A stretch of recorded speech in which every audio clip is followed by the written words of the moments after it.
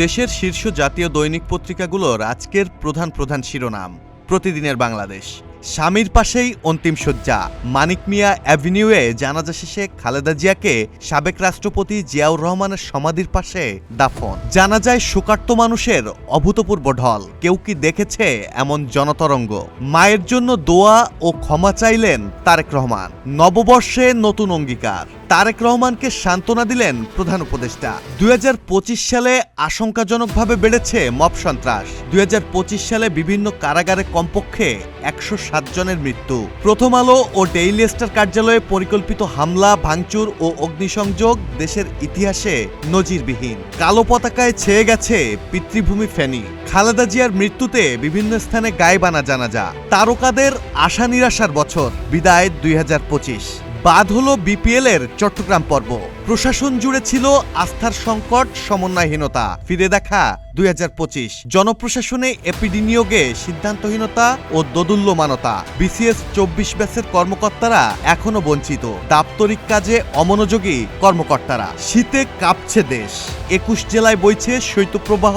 সর্বনিম্ন তাপমাত্রা রেকর্ড করা হয়েছে গোপালগঞ্জে ৭.৫ ডিগ্রি সেলসিয়াস। মায়ের কফিনের পাশে কুরআন তেলাওয়াত তারেক রহমানের। প্রধান উপদেষ্টার সঙ্গে পাক স্পিকার ও নেপালের মন্ত্রীর সাক্ষাৎ। প্রথম আলো। জানাজায় জনতার মহাসমুদ্র। বিদায় খালেদা জিয়া।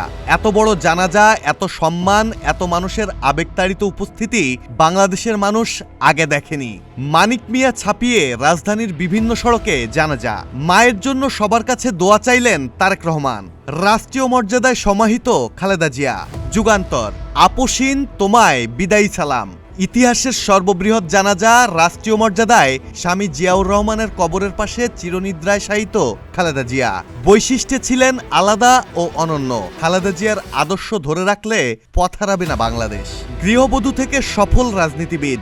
মায়ের জন্য দোয়া চাইলেন তারেক রহমান। শ্রদ্ধা জানালেন ৩২ দেশের মিশন ও সংস্থার প্রধান।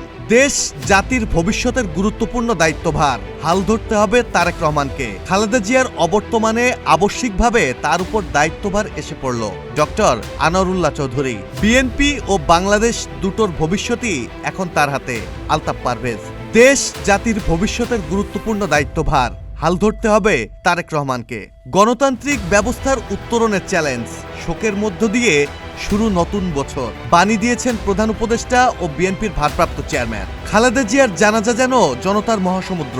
থমকে গিয়েছিল পুরো ঢাকা। পথে পথে শোকার্ত মানুষের ঢল। কফিনের পাশে তারেক রহমানের কুরআন তেলাওয়াত। খালেদা জিয়ার কফিনের সঙ্গে হাঁটলেন ছায়াসঙ্গী ফাতেমা। হলফনামা বিশ্লেষণ। যত সম্পদ দেখিয়েছেন আলোচিত প্রার্থীরা। সমকাল। শোক শ্রদ্ধায় মহিমান্বিত বিদায়। লাখো মানুষের দোয়ায় সমাহিত খালেদা জিয়া।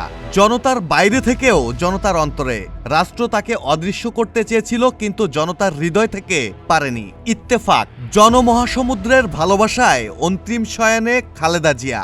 বিপুল মানুষের উপস্থিতিতেও সুশৃঙ্খল জানাজা ও দাফন।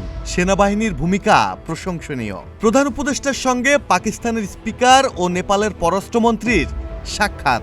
ঢাকায় ভারতের পররাষ্ট্রমন্ত্রী জয়শঙ্কর ও পাকিস্তানের স্পিকার আয়াজ সাদিকের শুভেচ্ছা বিনিময়। ভোটের মাঠে ৫১টি দলের ২০৯০ জন। আওয়ামী লীগ সহ ৮টি দল ভোটে নেই। ৪৭৮ জন স্বতন্ত্র প্রার্থীর মনোনয়নপত্র দাখিল। কালের কণ্ঠ। জানা যায় ইতিহাস, বিরল সম্মান। জনসমুদ্রে স্মরণকালের বৃহত্তম জানাজা খালেদা জিয়ার। একটি কফিন ঘিরে সারা দেশ। স্বামীর পাশে সমাহিত বেগম খালেদা জিয়া। বিনম্র শ্রদ্ধা জানালেন বিদেশি অতিথিরা। মায়ের জন্য ক্ষমা ও দোয়া চাইলেন তারেক রহমান। তারেক রহমান জয়শঙ্কর বৈঠক। ঢাকা দিল্লি সম্পর্কে নতুন অধ্যায় শুরুর প্রত্যাশা। জয়শঙ্কর এগিয়ে এসে বললেন, আমি আপনাকে চিনতে পেরেছি। পাকিস্তানের প্রধানমন্ত্রী। মাধ্যমিকের ৬ কোটি বই বাকি। প্রাথমিক ও ইবতেদায়ীর শতভাগ বই পৌঁছে গেছে।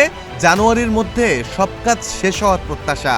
বেশি বাকি রয়েছে ষষ্ঠ থেকে অষ্টম শ্রেণীর বইয়ের কাজ।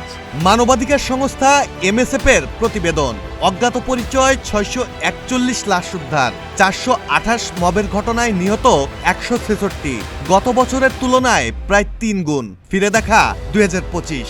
প্রতিবেদন মানবাধিকার সংস্থা আশোকের। মানবাধিকার পরিস্থিতি অস্থির ও উদ্বেগজনক। ক্ষমতা বদলে মানবাধিকারের কাঙ্ক্ষিত পরিবর্তন হয়নি। মব সন্ত্রাসে 197 জন নিহত, কারা হেফাজতে 107 মৃত্যু, রাজনৈতিক সহিংসতায় 4744 জন আহত, নিহত 102। রয়টার্সকে ডাক্তার শফিকুর রহমান, ঐক্যের সরকার গঠনে প্রস্তুত জামায়াত, কালবেলা, ইতিহাসের সবচেয়ে বড় জানাজা, আপসহীন সংগ্রামীকে সর্বোচ্চ সম্মান, কোটি মানুষের ভালোবাসা নিয়ে চিরনিদ্রায় শায়িত খালেদা জিয়া। ইতিহাসের সাক্ষী হলো বাংলাদেশ, জিয়া উদ্যানে স্বামীর কবরের পাশে সমাহিত। সব সড়ক মিলেছিল মানিক মিয়া অ্যাভিনিউয়ে। শরিক ছিলেন বিভিন্ন দেশের অতিথি ও কূটনীতিকরা। কফিনের পাশে বাংলাদেশ। পুরো শহরটাই যেন জানাজার শহর, বিপুল সংখ্যক উপস্থিতি। মা ঋণ নিলে যোগাযোগ করবেন, আঘাত দিলে ক্ষমা প্রার্থী। খালেদা জিয়ার জানাজায় বললেন তারেক রহমান। শুক্রবার সব মসজিদে দোয়া, দেশজুড়ে 3 দিনের রাষ্ট্রীয় শোক, জাতীয় পতাকা অর্ধনমিত। বিশ্ব মিডিয়ার খবর, খালেদা জিয়াকে মা বলে ডাকছিলেন। মাহমুদুল হাসান শাওন, প্রতিদিনের বাংলাদেশ।